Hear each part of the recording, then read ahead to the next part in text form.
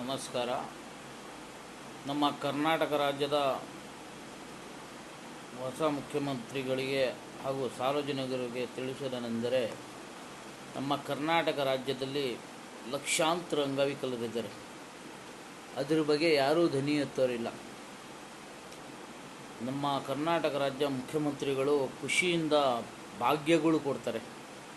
ಅನ್ನ ಭಾಗ್ಯ ಓಕೆ, ಸ್ತ್ರೀ ಭಾಗ್ಯ ಓಕೆ, ಶಕ್ತಿ ಭಾಗ್ಯ ಓಕೆ, ನಿರುದ್ಯೋಗಿ ಭಾಗ್ಯ ಓಕೆ, ಈಗ ವಿದ್ಯಾರ್ಥಿಗಳಿಗೆ ಬಸ್ ಪಾಸ್ ಭಾಗ್ಯ ಓಕೆ. ನಮ್ಮ ಕರ್ನಾಟಕದ ಅಂಗವಿಕಲರಿಗೆ ಯಾರೂ ಧ್ವನಿ ಎತ್ತಲ್ಲ. ನಮ್ಮ ಕರ್ನಾಟಕ ರಾಜ್ಯದ ಹೊಸ ಮುಖ್ಯಮಂತ್ರಿಗಳು ಸಂತೋಷದಿಂದ ನಮ್ಮ ರಾಜ್ಯದಲ್ಲಿರುವ ಅಂಗವಿಕಲರಿಗೆ ಸಹಾಯ ಮಾಡುವಂಥ ಯಾವ ಮಂತ್ರಿನೂ ಅದರ ಬಗ್ಗೆ ಒಂದು ಭಾಗ್ಯ ಇಲ್ವಾ? ಅಂಗವಿಕಲರಿಗೆ ಕಷ್ಟಪಡುವಂಥ ಹೀಗೆ ಎಷ್ಟೋ ಮನೆಗಳಲ್ಲಿ ಅವ್ರು ಸಾಕೋದೇ ಕಷ್ಟ ಆಗಿರ್ತದೆ. ಅವ್ರಿಗೋಸ್ಕರ ಯಾವುದು ಭಾಗ್ಯನೇ ಇಲ್ವಾ? ನಿಮ್ಮ ಹೊಸ ಸರ್ಕಾರದಲ್ಲಿ ಒಂದು ಹೊಸ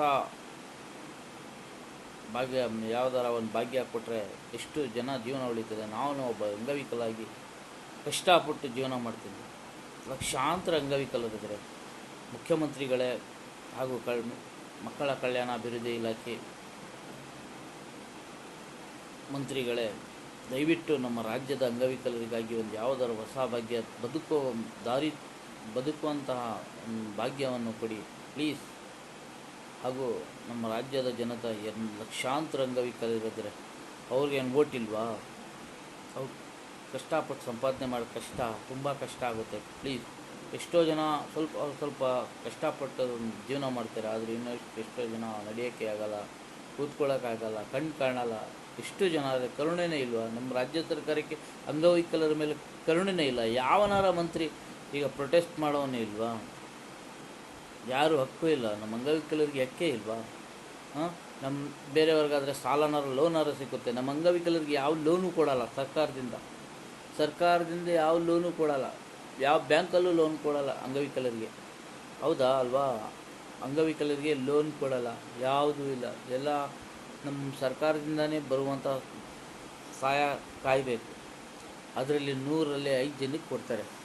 ಇನ್ನು 95 ಜನ ತುಂಬ ಕಡ್ಡಾಯವಾಗಿ ಪ್ರತಿಯೊಂದು ಅಂಗವಿಕಲರಿಗೂ ಸಹಾಯ ಆಗುವಂಥ ಒಂದು ಹೆಲ್ಪ್ ಮಾಡುವಂಥ ನಮ್ಮ ಮಕ್ಕಳ ಕಲ್ಯಾಣ ಇಲಾಖೆ ಅಧಿಕಾರಿಗಳು, ಸಚಿವರು ಅಂಗವಿಕಲರ ಕಡೆ ಗಮನ ಕೊಟ್ಟು ಅಂಗವಿಕಲರಿಗೆ ಜೀವನ ಆಗುವಂಥ ದಾರಿದೀಪವನ್ನು ತೋರಿಸಿ, ಒಂದು ಅಂಗವಿಕಲರಿಗೆ ಮದುವೆ ಆಗಬೇಕಾದ್ರೆ ಹಿಂದೆ ಮುಂದೆ ನೋಡ್ತಾರೆ. ಅದೇ ನಮ್ಮ ಸರ್ಕಾರದಿಂದ ಒಂದು